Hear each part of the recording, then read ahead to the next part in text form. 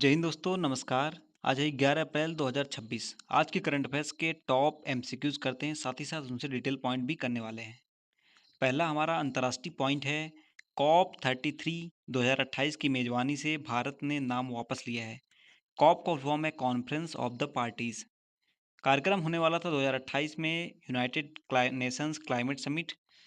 भारत ने मेजबानी की दावेदारी वापस ली है और ये वापस लेने का प्रस्ताव भारत ने कॉप 28 जो दुबई में 2023 में हुआ था उसी में रखा था। UNFCCC इसका फुल फॉर्म है United Nations framework convention on climate change. यह हस्ताक्षर हुआ था 1992 में रियो समिट में। लागू हुआ 1994 से। इसका मुख्यालय दोस्तों जर्मनी के बॉन में है। तो एग्जाम में क्वेश्चन यहाँ से बन सकता है। कॉप से संबंधित कुछ तथ्य हैं। कॉप 1 हुआ था 1995 में बर्लिन में, जर्मनी की कैपिटल है। भारत ने कॉप 8 2002 में नई दिल्ली में होस्ट किया था। कॉप 30 जो कि बेलम ब्राज़ील में, कॉप 31 अंताल्या तुर्की में और कॉप 32 जो कि आदिस अबाबा इथोपिया में, ये सारे हुए हैं। राष्ट्रीय पॉइंट है इंटरनेशनल इलेक्शन विजिटर्स प्रोग्राम 2026। इसका आयोजक है इलेक्शन कमीशन ऑफ इंडिया, चुनाव आयोग। 23 देशों के प्रतिनिधि इसमें शामिल हुए हैं। उद्देश्य है ईवीएम वीवीपैट प्रणाली का अध्ययन करना। उद्घाटन किया गया है मुख्य चुनाव आयुक्त ज्ञानेश कुमार के द्वारा। चुनाव आयोग की अगर हम बात करें, इलेक्शन कमीशन ऑफ इंडिया, इसकी स्थापना हुई थी 25 जनवरी 1950 को अनुच्छेद 324 के तहत। संरचना है, एक चीफ इलेक्शन कमिश्नर होगा, साथ ही साथ 2 निर्वाचक आयुक्त होंगे। अगला पॉइंट है आरोग्य वन पहल। आरोग्य वन पहल की बात करें, इस लॉन्च किया है national highway authority of India ने। हाईवे किनारे जो औषधीय पौधा है उनका रोपण किया जाएगा।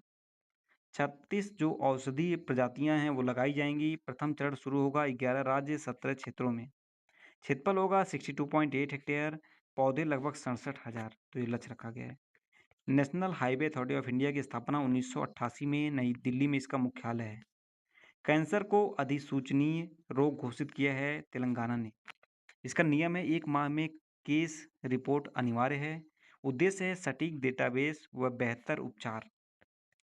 पोषक तत्व आधारित सब्सिडी एनबीएस जो कि खरीफ 2026, ये दोस्तों 1 अप्रैल से 30 सितंबर 2026 तक इसका कुल बजट है 41,533.81 करोड़।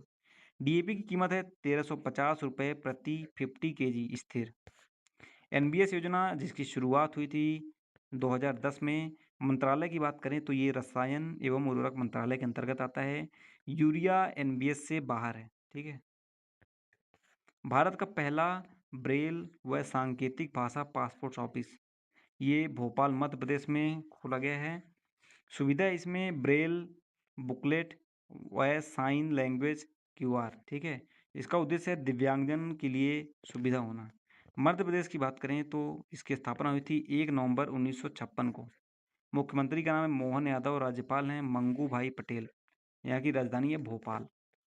खेल से संबंधित पॉइंट है रग्बी प्रीमियर लीग 2026, इसका दूसरा संस्करण जो कि 16 से 28 जून 2026 को प्रस्तावित है। ये होगा गाचीबोली स्टेडियम हैदराबाद में। फॉर्मेट है रग्बी 7S। टीमें टोटल 6 फ्रेंचाइजी हैं। दोस्तों इसका पहला संस्करण 2025 में मुंबई में हुआ। विजेता रही थी चेन्नई बुल्स। रग्बी इंडिया जिसकी स्थापना 1998 में हुई, मुख्यालय मुंबई में है। इसके अध्यक्ष हैं राहुल बोस। वैज्ञानिक और तकनीकी प्रगति से संबंधित है रिन्यूएबल एनर्जी स्टैटिस्टिक्स 2026, इसको जारी किया है IRENA ने। भारत विश्व में तीसरा स्थान, टॉप 3 में है चीन, अमेरिका, थर्ड पे अपना भारत। भारत की क्षमता है मार्च 2026 में नॉन फॉसिल 283 गीगावाट, रिन्यूएबल 274.68। ये नॉर्मली आपको डेटा इतना याद करने की जरूरत नहीं है। विंड ऊर्जा रैंक की बात करें, इसमें भारत का स्थान है चौथा। 2024-25 में 6.05 गीगावाट जोड़ी गई है। इरेना की बात करें, इसकी स्थापना 2009 में हुई थी। मुख्यालय है अबू धाबी में जो कि संयुक्त अरब अमीरात की कैपिटल है। इंपॉर्टेंट डेज में है विश्व होम्योपैथी दिवस जो कि 10 अप्रैल को मनाया जाता है सैमुअल हैनीमैन इनके सम्मान में।